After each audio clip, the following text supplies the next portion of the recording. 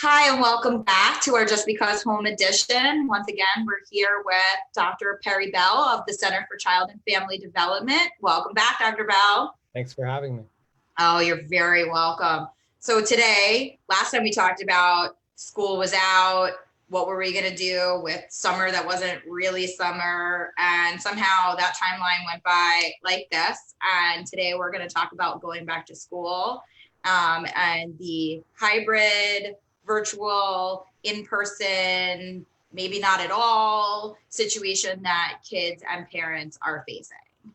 So let's talk a little bit about the fact that last week, this week, I think everybody's Facebook feed, Instagram feed was filled with the weird back to school pictures that included masks and home desks and computers and things of that nature. And I know for myself, it was a little bit of a weird experience driving my son to school instead of putting him on the bus like we always do on the first day. I think parents are experiencing a little bit of relief and uncertainty all mixed together. And I wanted to see, from your perspective, what have you been seeing from parents, from kids, and kind of like what we can do in this situation and how we can start helping our kids and ourselves, better navigate this new phase of, sort of what is rather than what was a couple of months ago. Sure. I mean, this is a very new situation for parents, for teachers, for students. And like you mentioned, people are having different experiences between districts, within districts. Expectations are different and expectations are constantly changing. Some schools will, they'll start off in a hybrid learning setting. They may change because of, a number of different variables and enter into a fully virtual platform. Some students are back at school full time, but only for half days. So because of the changing nature of how we adapt, we're also learning how to adapt, and that inherently is challenging. And you when you were speaking, you brought this to the level of feeling, and I just want to say that we're all sort of feeling this tension of change, and there's whenever there's change or a transition, we ultimately we have a resistance to that. Nobody likes to sort of be in a situation that feels different. It's just difficult. That being said, we really need to learn how to cope with this transition because we don't really know how much longer this is going to go on. And for kids, they're getting their cues from their parents. So how parents are dealing with their emotions in terms of how they're navigating, whether it's hybrid school and needing to work from home or whatever situation a family is sort of experiencing, they have to be mindful of the fact that how they're feeling and how they're managing is trickling down and showing their children how they should be managing and how what they should be feeling. I think one of the things that, moms, dads, parents, step parents, grandparents, we've all been talking about kind of in all this different situation is, well, what are you doing this year? Well, what are you doing this year? And I think that there's been this dichotomy between the parents have chosen sort of to send their kids back to school if their district is offering this hybrid or in-person learning, or if their private school is offering that. And these parents who are like, nope, that's not good for my kids. We're going to keep them home. And here's why. And there's a struggle, I think, between both the parents and the kids with like feeling guilty about the choice that they've made. If parents are sending their kids, are we endangering them? If parents are keeping their kids home, or are they missing out? Are we, is there a level of FOMO, for lack of a better term, that these kids are experiencing? How can we help our kids navigate that when, they come to us and say, I'm home and I want to be in school, or school doesn't feel right because, some kids have all day and some kids only have half a day. What can we as parents do to sort of Sure. make them feel better about that? Because it's a feeling and it's individualized. Absolutely. And I think there's an impulse on the part of a parent to soothe their child, to take their feelings away, to not want them to feel discomfort. And in a situation like this, we need to really validate their feelings and help them own their feelings because their feelings are real. And I think that if the more we push back against having a feeling like guilt, or we have or a feeling like discomfort, it becomes greater. So we really want to help our children accept the fact that it's okay that they're feeling what they're feeling, because that is the reality that we're dealing with right now. And we can't really sugarcoat that for them. We want to help them deal with it and cope with it. And the way we do that is first of all by saying, you know, of course you're feeling this way. I'd be feeling the same way too. And I bet that all of your friends are really feeling this way. And it's really difficult. And to really try, after you validate those feelings, to move from sitting with those feelings and giving them the credibility that they deserve, to really try to move into a problem solving kind of a discussion. Sweetheart, I know this is really difficult. I wonder what we can do to maybe make it a little bit better. What would you say then to the parent who, let's say, has chosen all virtual option? Okay. And obviously the first week of school is a little bit frenetic as it is. And they're settling into a routine both between the hybrid or the virtual or the in-person, and hybrid's not or virtual is not working the way that it should. Teachers are not online when they should be online because the in-school program is slowing down. Here they are trying to tell their kids, let's problem solve these ways, and the parent is off with the torrent of exclamation point, pound sign, all sorts of 4-letter words going across their head, trying to swallow that at the same time that they're coaching their child to solve a problem. What do we do for those parents? How do we help them?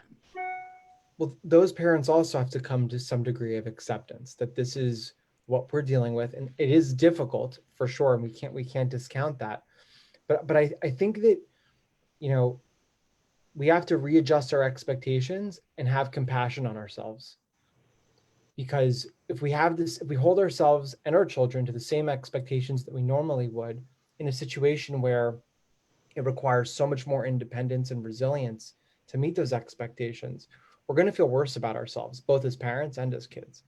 So to have self-compassion, to say, you know what, I know this is difficult. I know it's difficult that we don't even know a day we're going to school this week, and maybe the internet connection won't work, and all these things are real. But if we expect to be performing in a certain way, when really the conditions are making it almost impossible to meet those same standards, we have to have compassion on ourselves and say that it's okay to just be doing our best at this moment, and to sort of find comfort in that. And I think that's how humans cope, is we cope by accepting our situation and the realities of what it is rather than what we want it to be. One of the school personnel who gave the most prolific thought, I believe, was that he said, at least for our district, communication is going to be key. And he said, I may communicate and you may not like what I have to say. I may not like what I have to tell you, but the more information that can flow between the school personnel and the parents and the kids, the easier it will be for us to fix anything that's not working or anything that's broken. And things will break and things will not work. Mm-hmm. And we will have to scratch something and start it over. But the more we send information to you, the more you send information to us, there will be a level of frustration, but the concept is there.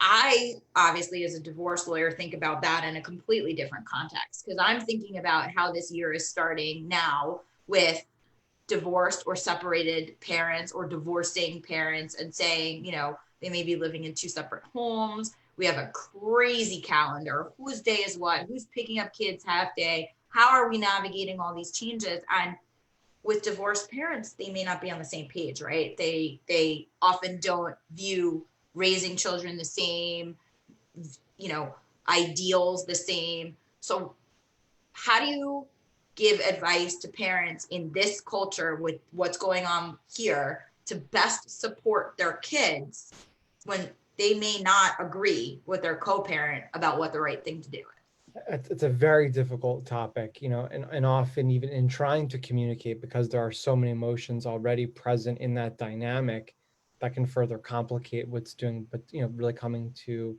a space of doing what's best for the child. So I would answer that in a few different ways. One is that in order for kids to be resilient during this time, parents who are struggling to communicate need to really stop and think about what's most effective for their children, and to try and take what other agendas that may be a part of a dynamic and try to put those on the side for the time being. because I think that if those dynamics become the center of attention, children only suffer ultimately.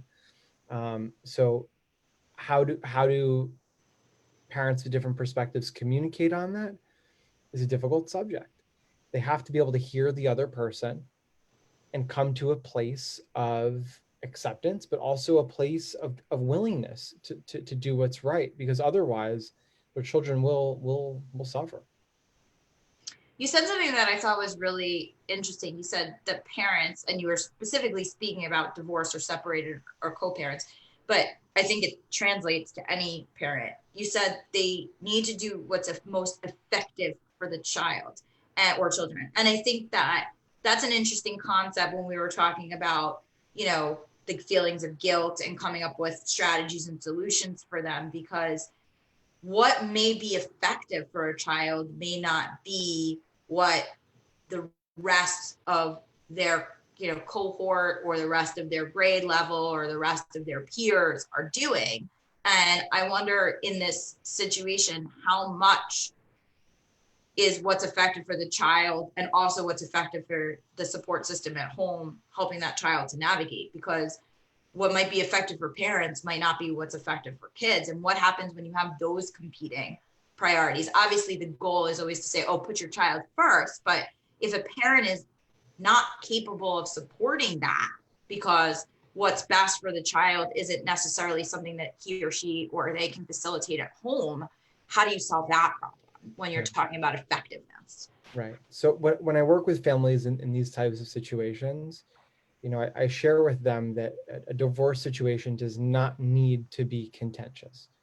It often is, and often children are put in situations where they become triangulated, they become the middle person in the situation, and a lot of times the feelings of both parent are put onto the child, and the child and psychologically is dealing with that in a number of different ways.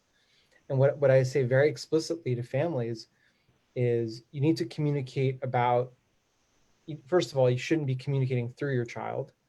That's the first thing. And you should be communicating with the expressed goal of doing what's best for the kid, not what's best for your agenda within the context of your dynamic. It's hard to separate it out, but that's what emotion regulation and being a parent is all about ultimately, whether you're divorced or not, is understanding I am feeling frustrated. Those feelings are my feelings, and they shouldn't dictate a decision that's ultimately going to impact my child negatively. So you sort of have to go through a multi-step process of asking yourself, where are my feelings coming from? And am I doing what's in my child's best interest? We have to also understand that in an environment where some kids are going to school, I've heard so many different ways this is happening, from For different sure. schools and different districts, but let's say a child is going to school 2 days a week and their parents have a rotation schedule where maybe they're by mom Monday through Wednesday and dad Thursday through Sunday or whatever it is. That's going to make the child a little feel a little bit all over the place, because they're not going to know, am I in school, am I at mom, am I at dad? I mean, there's so many things happening at once. So if anything, this is really a time for parents to step up their game and say, you know what, we need to own our feelings and collaborate in a way where we can help our child schedule appropriately, because children have a hard time scheduling as is, and that's a skill we want to teach our kids, how to schedule, how to be on top of their work. What happens if they leave their history textbook by mom? When do they even need it by again? Maybe they don't have history until the next week. I've heard of schools where kids are going in for 5 days and they're off for 2 weeks, because they're rotating kids through. So what do you do in a situation like that? So you mentioned before, a school official talking about communication. There needs to be communication that you may not like, and you have to be okay with that for there to be progress and for there to be effectiveness. And that's really the key word that I want to keep coming back to. And you touched on it. We want to do what's effective. I think a lot of times parents get into this back and forth about what's right, what's wrong, what's my value, what's your value. That's the wrong conversation to be had, because we could argue that forever. We want to talk about effectiveness. What makes the machine work? Ultimately, if things are effective, children will be able to thrive. So I think that's really the conversation, is what is effective? What am I feeling? But what is effective? I think there's a lot of concern among parents too who have kids that have been supported by 504s or supported by IEPs, or that school has sort of been the kids' outlet, even if they don't have any sort of special needs or special accommodations. And this is one of those situations where some kids are not getting lunch, some kids are not getting recess, some kids are not getting socialization time, some kids are getting all of that, but only in 1 day a week or 2 days a week, and some kids are back 5 days a week. And it's 8 hours with masks, and it's, super regulated, and Laddie classrooms don't have their flexible seating. So, there's all sorts of this, I think, underlying tension of parents, like, is what's happening for my child effective? Even if I'm aligned with my co-parent, even if I'm making the choices that I think, make sense, what happens when there's sort of a backslide, or what happens when it's not as good as it was before? A child who loved school for the past 4 or 5 years, and all of a sudden this is not working for them, and they're displaying signs that, like, I'm not into this, I'm not digging this. What do we do then, kind of with a kids or a child, or multiple kids like this? And what if you have the divergent situation where one kid's thriving in this environment and the other one is struggling, and it's disrupting the household also? Like, how do we support those kids and those parents? Right. Well, I first want to touch on the 504 and the IEPs, and I want to remind parents that those are legal documents, and that parents need to advocate for these children. Special education teachers and even gen ed teachers really right now are struggling in how to best support kids, and they may not know, because they're not seeing the kid in a typical fashion, what the kid's academic needs are. So I would say first and foremost, parents need to advocate for their kids, because they're still legally entitled to a free and appropriate education, and they're entitled to whatever is in their IEP or their 504. What that means and what that looks in this context is obviously going to be different, but that's a conversation that has to be had, and people need to be held accountable for that, because even though we're in a COVID situation, all the same rules apply. I guess that goes back to the communication piece, right? The more communication you're having with your school district and your support personnel about either what's in those documents, or a document that you need created because this is the first year of your kid's learning experience, and there's something going on here. We can't just brush it aside, right, and say, well, it's COVID. May not be. And we need to be attentive to that. But we also need to have patience, because teachers have a whole different way of having to assess this for kids, and it may take, a different route than it took before. So I agree with everything you're saying. And I also want to come back to something you're saying before about kids having different types of needs academically. I want to sort of sidestep and talk about self-esteem. In order for children to learn effectively, they have to be emotionally available for learning. And a lot of that has to do with their self-concept and how they feel about themselves. I mean, ultimately, a lot of everything that we do comes down to the level of feeling. Are we able to concentrate on our schoolwork? Or are we dealing with frustration or anger? So one of the ways that children learn about themselves is through the expectations that they're given from their parents. So parents need to be flexible and effective and reasonable in their expectations of their children and the messages that they're giving their children. A straight A student who functions great in a classroom may feel badly about themselves that they can't maintain those same grades in a COVID environment. So, and of course that relates to how they feel about themselves and their self-esteem. So it's important to validate what they're going through. This is not a typical situation, which isn't to say we shouldn't have reasonable expectations for our kids. I wouldn't say that, but there has to be this flexibility in finding this point between what is the child capable of in terms of doing their best, and what are they capable of in terms of doing their best in a COVID environment, and then being reasonable and helping them, define that in a healthy way. I think that would probably translate to us as parents also, right? Because we may be great support systems and really, fabulous advocates for our children when they're in school 24 hours or 8 hours a day, 5 days a week. We may be disasters with them home all the time, or vice Sure. versa. We may Absolutely. be, you know, thriving with our kids at home and able to really understand what the project looks like and read all the homework and be listening actively to their classroom activities and really getting a feel for what's going on, because that's not something that we've ever had the opportunity to do either. And sometimes communication can actually be improved because we have an opportunity to sort of spy on them, for lack of a better term, like see how they interact with their teachers, hear how they interact with their classmates, and be better able to sort of answer the questions that they're giving to us because we have firsthand experience with them, which we don't necessarily do when they're in those walls all day. Absolutely. I mean, and if you think about what we need to be doing to adapt to this situation, I just heard a term called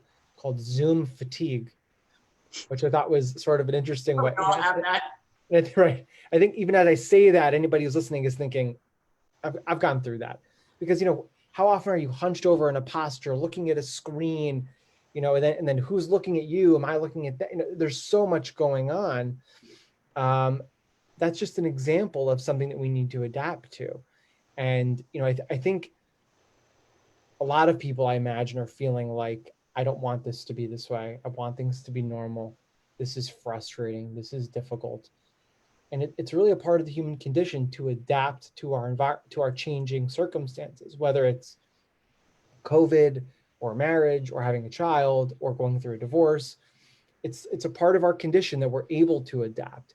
And when we adapt, what becomes abnormal now becomes normal. And that's not to say we should be complacent with a life that we don't necessarily want to be in, but it's to say we can be resilient and we have the ability to be resilient. And resilience doesn't mean I'm struggling every second of the day. It means radically accepting this is what it is. When I go into a pizza shop now, I have to wear a mask, and I could either complain about it or just accept this is what it is and not let it ruin my day. I think the same needs to be applied to parents and their parenting. And for sure, for children who may already put pressure on themselves academically, to also, take that cue. I think that brings up an important point. What if you have either a super high achieving child who now is stressed out about, my last year in high school, I'm not going to get all my extracurriculars, I can't get into a good college. You have a child who is struggling all along and is not getting the support and is feeling like, what's the point? College is going to be shut down. Why should I even go? Sure. What do we do in those situations where we have kids who have this internal dialogue, which may be vocalized to you as a parent and may not be, it may be something that you can witness but don't know how to approach? How do we have those conversations with these kids that it's okay, that there is this flexibility? It's very difficult, a child. I mean, as a child will become irate that at 6 o'clock on a Tuesday you won't bring them to Great Adventure.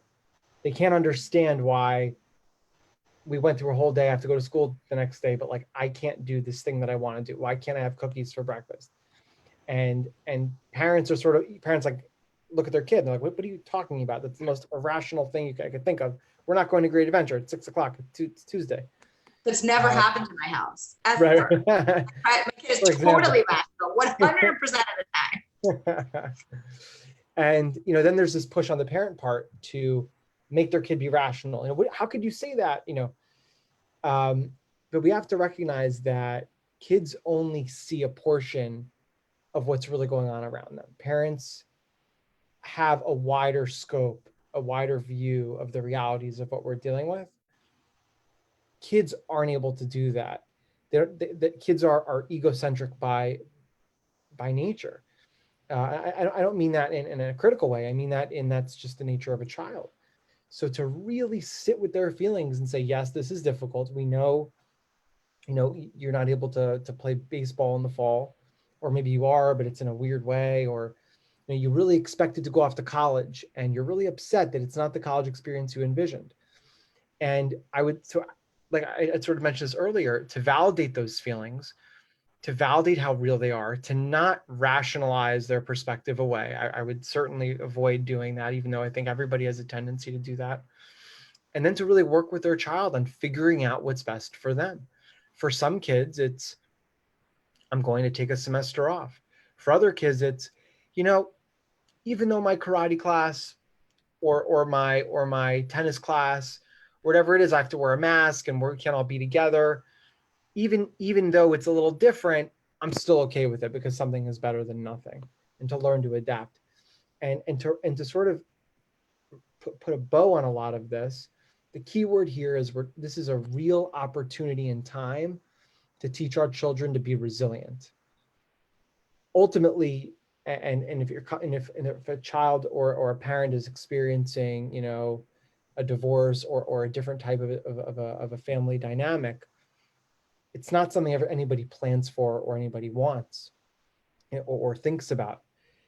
Yet it's an opportunity to learn how to get through things and be resilient. And now we're collectively all together learning how to be resilient.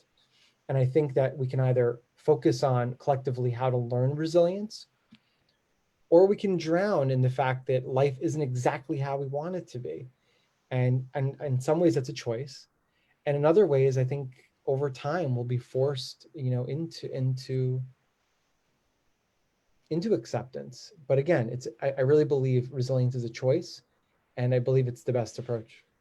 I think that's a great lens to sort of try to position our thought process through. Like, it's a resiliency. We're individually resilient, we're collectively resilient, as you said, and we're trying to look at, you know, where are we now compared to where we were in April when everything was completely upside down and we didn't have any understanding of what we were facing. Is this September like last September? No, but you know, let's take a step back. Was last September really that great? I mean, it was different, but I'm sure we could find things to critique and to say, you know, it could have been different and it could have been better. And maybe this isn't what we're familiar with, but it doesn't mean that there, like you said, there isn't opportunity here. And I think as parents and as, you know, educators and as business people and as humans, we have to keep finding a way to, as you said, be in the moment with our feelings and understand that and have some self-kindness and self-care, but also, you know, pull up by our bootstraps and sort of keep moving forward, because who knows what next September is going to look like compared to this September. Yeah. That's a hard lesson for kids, right? Like, so it's a very difficult lesson, very difficult. And we can really teach them how to be resilient now at a young age. Dr. Bell, once again, you're filled with pearls of wisdom, which is why we keep coming to you to help us with the new whatever it is that we're facing over the next couple of weeks. So we appreciate very much you being here today and all the advice that you've given us. I'm sure we will be poking your brain again to see what more information you can give us. But thank you for everything that you've shared with us today. And we appreciate you being here. Absolutely. Thank you for having me. Thank you.